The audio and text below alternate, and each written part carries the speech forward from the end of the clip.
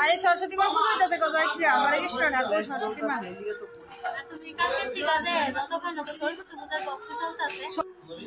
মাঘ মাসের শুক্লা পঞ্চমী তিথি।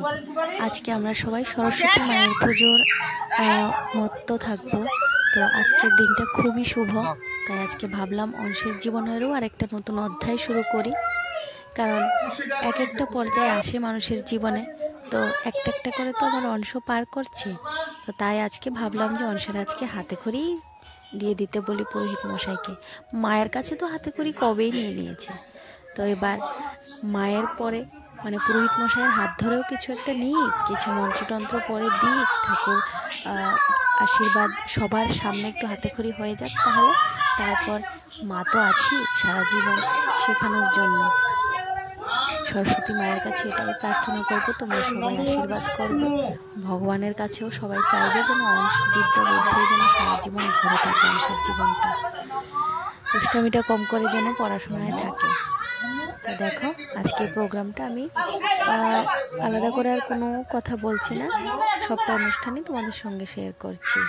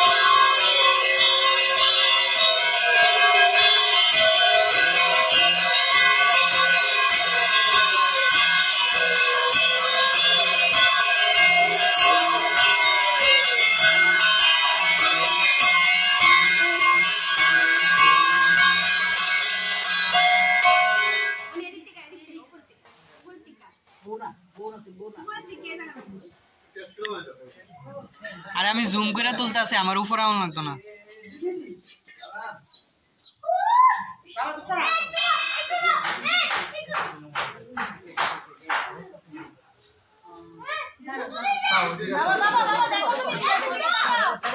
নিচের দিকে দেখো।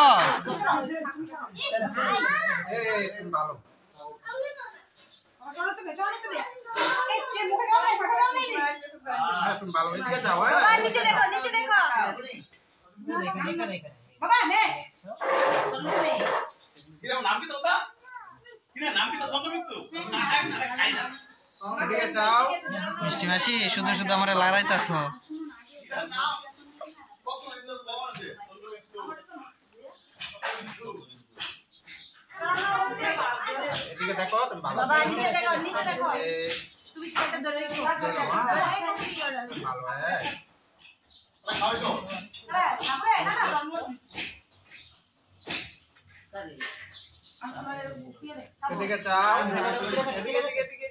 নিচে দেখো, এই দেখো নিচে দেখো, নিচে নিচে নিচে দেখো তুমি।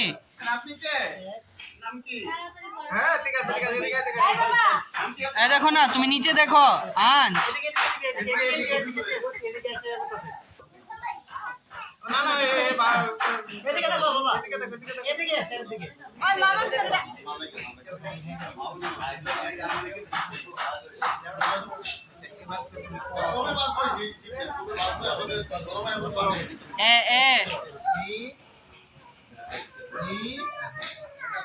মা সরস্বতী নমো নমো অ ক কিছু না ক বলো বাবা এক বলো বলো বলো ক বলো ক ওয়ান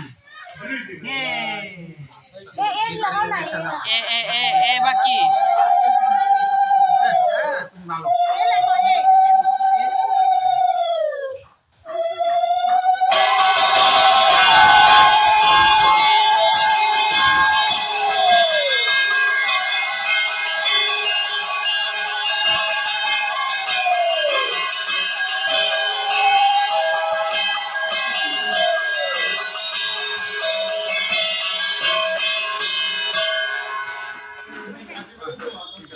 বন্ধ করে লাই। হ্যাঁ এটা সরস্বতী। মা সরস্বতী, মা সরস্বতী, মা সরস্বতী। ও তুমি ভালো হ্যাঁ বিদ্যা দিও। জয় মা। না ওইটা তুই লেহারা দিয়ে নে, আমার কাছে সবাই আসন দিয়ে যাবে।